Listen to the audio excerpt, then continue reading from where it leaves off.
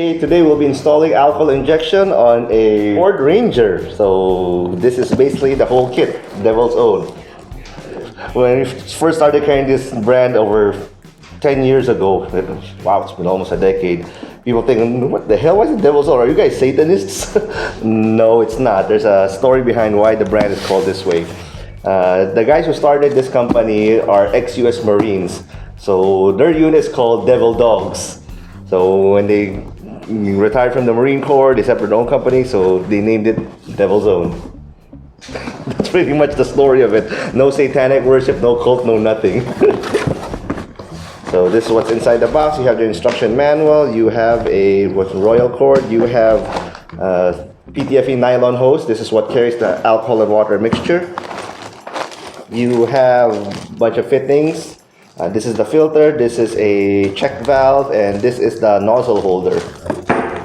We have two nozzles. This is where the alcohol and water mixture actually squirts out. So there's a little tiny hole over there. There's another bigger hole over there. So I think this is a number is engraved here on the side. This is a number 7, and this is a number 5. Okay. It comes with two nozzles, relay, wires, fuse and clips, light that says that alcohol's working, and basically the only moving component of the system is this one, the high pressure water pump.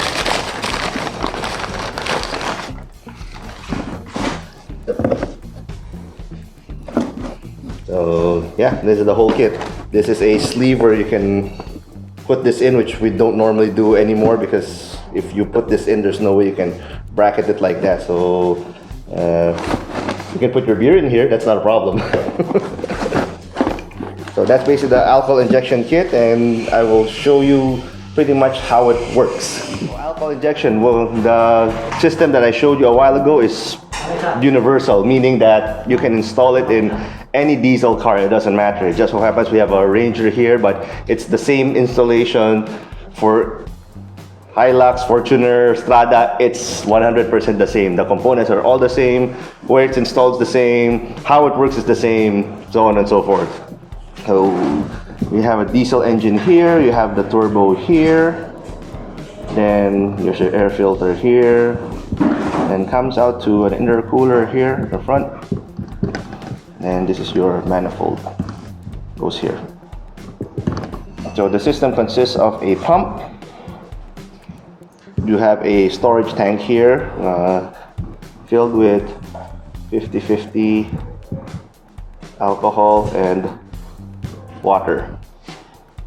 This container, we use the 8-liter gas container that we get from Ace Hardware, because number one, it's rated for gasoline, it's explosion proof and all of that nonsense. Plus the fact that it fits nicely in there, that space that's available. For the Ranger, the Hilux and Montero all have this space there. Even the Innova has a big blank space here at the back of the turbo where this tank goes in there. Then from the pump, it goes to the check valve, goes to the nozzle. And this nozzle is usually tapped here, plugged in there after the intercooler. And there's also a pressure switch here that wires into the pump. So basically this is just an on-off switch, and it's boost activated, meaning that we can set it anywhere from 5 to 20 psi. Normally we set it at anywhere around 8 to 9 psi. It activates, meaning that once you step on the pedal, your boost reaches 8 to 9 psi, which is pretty much 30% pedal. The pump fires on, so it forces pressurized water there to the nozzle, and when it comes out as a mist. And when you lift off the pedal, it shuts off. So it's not on all the time, as most people has a misconception. It turns on when you floor it, and it turns off when you remove it. And there is aside from the switch, there is a master on-off switch here, which we put inside the cabin. So if this is off, no matter how much you step on it, it's still off. So it only activates when you want to. Which brings me to the next question that people ask, are you injecting water into the engine? Is that not dangerous? Fun fact, the air you breathe right now has water. It's called water vapor. And it's all around us. So no. Injecting liquid water, if it remains liquid that goes into the engine, now that's dangerous. But once we force it through that little small nozzle, the alcohol and the water instantly turns to a gas. It vaporizes. Just like when you buy an expensive bottle of Avian face cooler. Oh, when you spray it and you spritz it, it comes out as vapor immediately. And that's what gives you the additional power, because it atomizes, because it absorbs the heat, and this turns to gas, lowering your temperatures by around 20 to 30 degrees. So your normal turbo outlet temperature is around 90 degrees. After it passes through the intercooler, it's about 70 degrees, maybe 60 degrees. So when you inject alcohol and water into the mixture, this further drops down by another 20-30 degrees, so we'll probably end up with about 40 to 35 degrees, which is, well, at this point right now, this is colder than our ambient temperature already. That's where the power comes from. Plus the fact that alcohol is a fuel.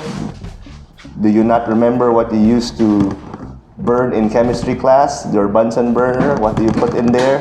It's alcohol. And what kind of alcohol do we use? Alcohol actually is several. You can use isopropyl, Green Cross. You can use ethyl, no problem. There's also methanol, so on and so forth. All of these will work fine, not a problem. But if you want the most potent mixture, of course, you get methanol. Since this is not really available in your 7-Eleven or Sari store, isopropyl alcohol or Green Cross works just fine. So you take 1 bottle of Green Cross and 1 bottle of distilled water. You mix it together, then you put it in the tank. And that's what gets injected. So aside from the temperature drop of 20 to 30 degrees, depending on how big the nozzle we install, power-wise, we see anywhere from 15 to 25 HP more on top of whatever you have. So your car can be completely stock, tuned with exhaust, with intercooler. It does not matter. The alcohol injection system is independent of all of that and will give this power no matter whatever else you put in your car. And yes, after we install it in the Ranger, we will of course dyno it to show and see how much power we get.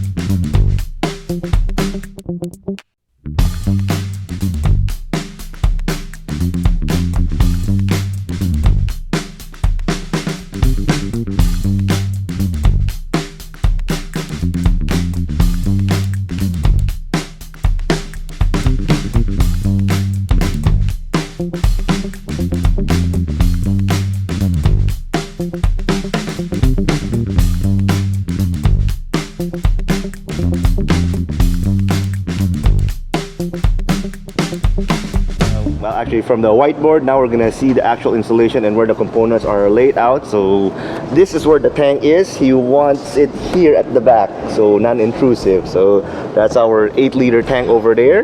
Then we'll go over to the front of the engine. And these are where all the components are installed. The pump is placed here because we don't want it there. Nothing, it's a personal choice actually. This pump can be put anywhere, engine bay, inside the cabin, in the bumper, under the headlight, it doesn't matter where. As long as this pump is either the same level or a little bit lower than the reservoir. That's the only rule. So if I put the reservoir there on the roof, then the pump is automatically lower. So as you can see with this location there at the bed, this pump is lower here. So gravity will feed the mixture here to the pump. This is the hose here that comes from the reservoir. Then this is the other hose here that goes here to the nozzle. And that nozzle is here. It's there. It's just so happens that he already has a aluminum pipe installed. So what we did is we simply welded here a bung here and tapped it to be able to thread it. And this is the pressure switch over here. So same thing, we welded the bung to be able to tap it. So this one will be wired to the fuse here, to the relay and the fuse here. Now this is where it goes. This will activate the system once a certain boost in pressure is reached.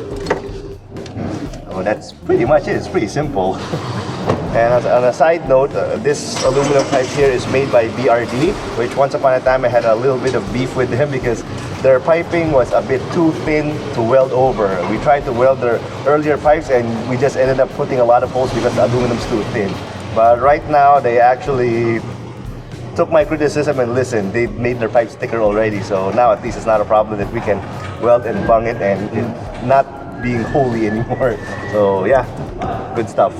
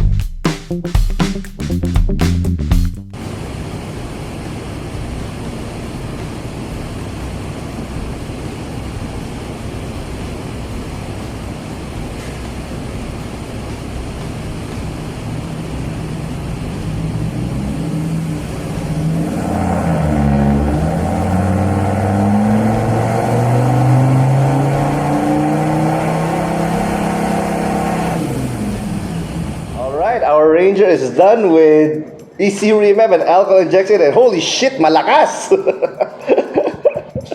This is our stock horsepower. It peaks at 200 horse, which is already not too bad in and of itself.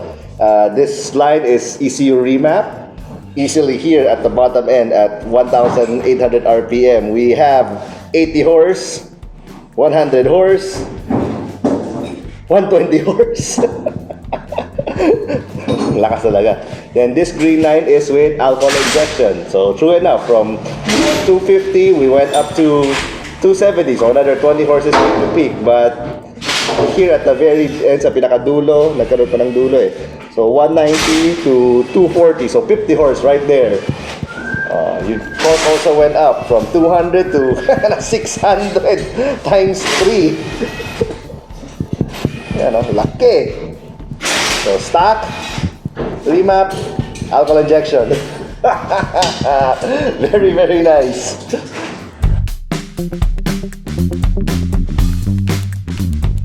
Bueno pa.